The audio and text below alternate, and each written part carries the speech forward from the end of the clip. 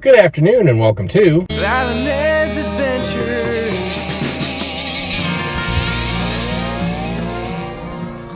Where are we at today, babe? Well, it's super windy outside, so we're in our car in the parking lot at the Air Mobility Command Museum in Dover, Delaware. Looks like they've got a lot of planes inside and out. Let's go check it out. All right, let's go. So it's the three different versions. Maybe here now.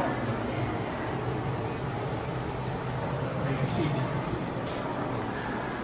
Wow. Amazing.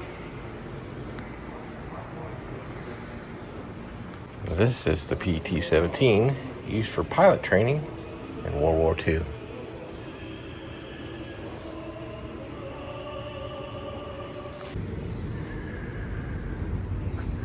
I'm assuming this is one of the training modules. That's pretty neat. I think this is something Valerie would have trouble with. It's talking about the rations. These are talking about ration C. And when we were in Hershey, they were talking about a Hershey bar being part of the ration D, but it didn't taste good. It was just full of nutrients, not like the good stuff. Yeah, I can't imagine just eating this. Ugh.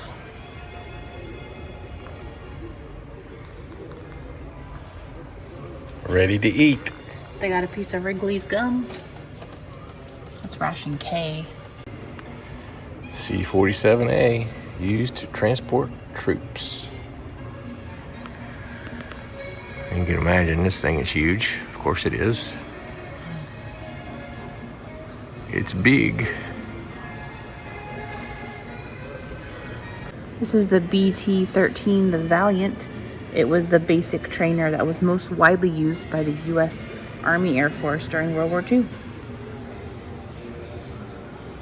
It was more complex than the PT-17 they also used. The B-17G.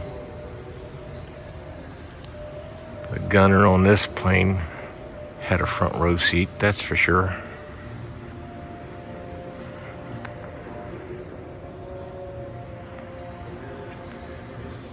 What do we have here, Val? This one up above us is the TG-4A. Beginning in 1941, cadets would fly this. It's like a glider in the early stages of training. Primary training lasted 4 weeks, and a cadet could expect 6 hours of flight time. This certainly looks like a helicopter, but it's not. It's the CG-4A glider. Yeah, I mean, that's it in the air. Wow. Who knew? It looks like this side doesn't have like its glider wing.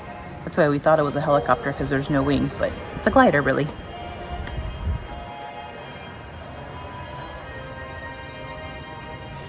Now this looks like a real helicopter, rescue helicopter.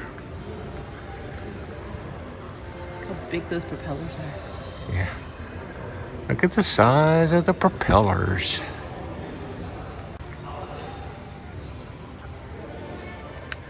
Look at the inside of one.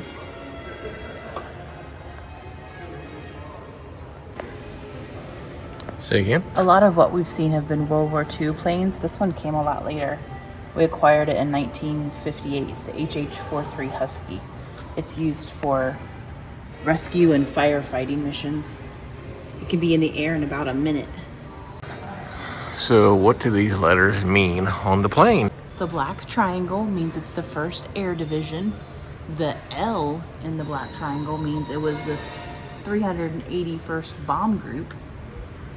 The block O is the aircraft radio call letter, and then the numbers above that is the aircraft serial number. So here's some of the bombs they put on the B-17 Flying Fortress that was capable of carrying a wide variety of bombs.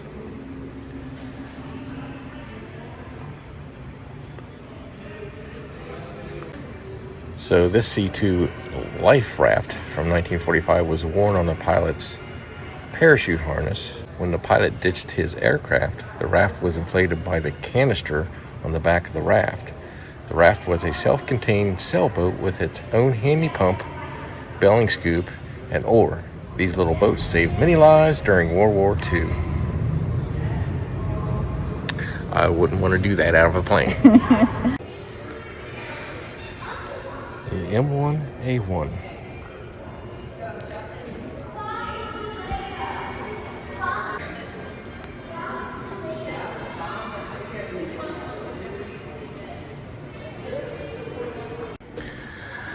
So they have a little upstairs level where you can see the overview of the planes. That's pretty neat.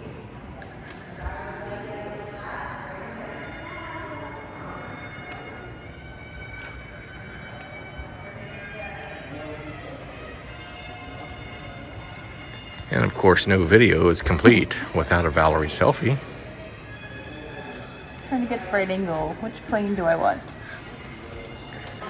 This is the C5 Galaxy flight deck.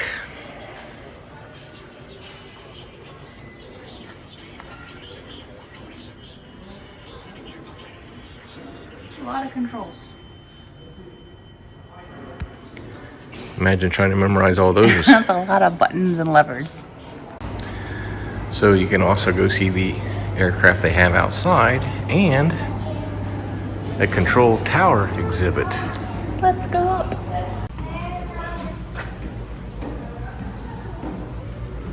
All right, here we go up to the control tower exhibit. Check it out.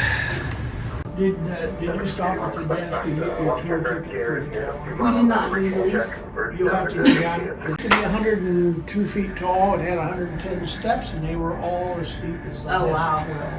12. Built in 1953, served until 2008. Used to be located right next to the new tower.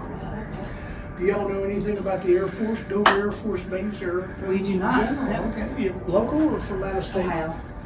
Here's about the Okay, Valerie and I made it to the outside part where we can see some planes.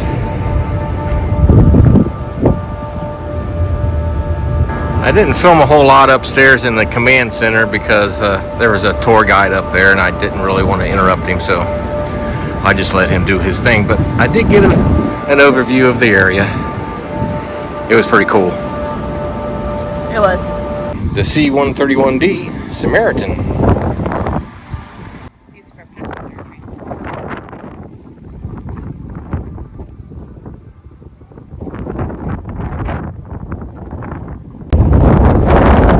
We're not going to show you every plane because we'd be here forever, but this is the one we can go in. There's the Boeing Stratotanker. Huge. So this is what Valerie's been waiting to see. We get to go on the inside of it. The C5A Galaxy.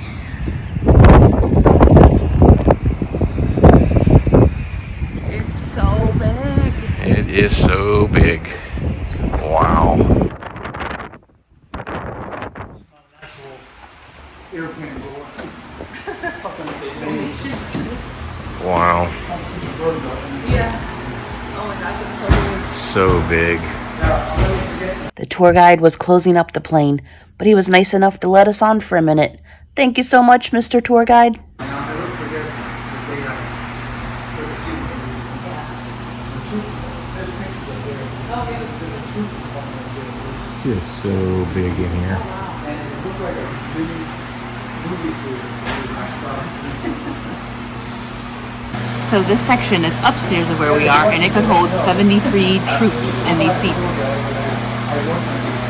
Well, unless you're in one, you just don't realize how big they are.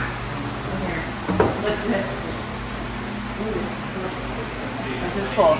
It holds 51,000 gallons of fuel.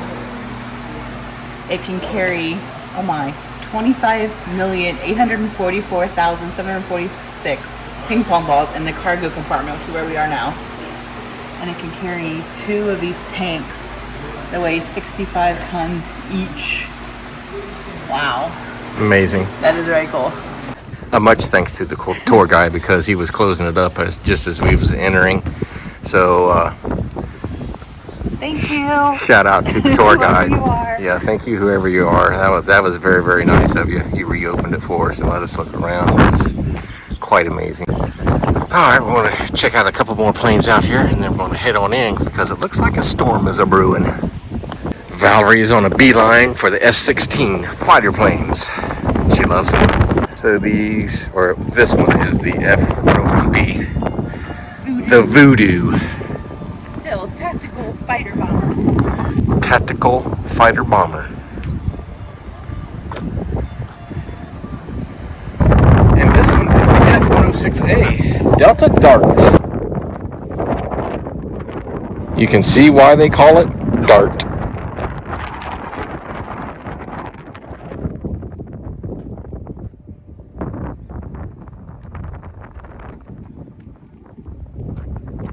This one was introduced in the late 1950s, and at the time, it was one of the fastest fighter planes they had. These planes were first flown in 1954 and were retired from active duty in 1987. All right, I should have known they weren't F-16s given that we're at a museum. They're not quite that old, but these are pretty cool. There is the control tower that Valerie and I were at. It's actually pretty cool up there. That does it for our time here at the Air Museum. What did you think, babe? I think it was pretty cool. It was. It is still very windy. Yes. And we're in the car again for the closing. Very windy out there. It was really good. It's free admission. They just ask for a donation if you want.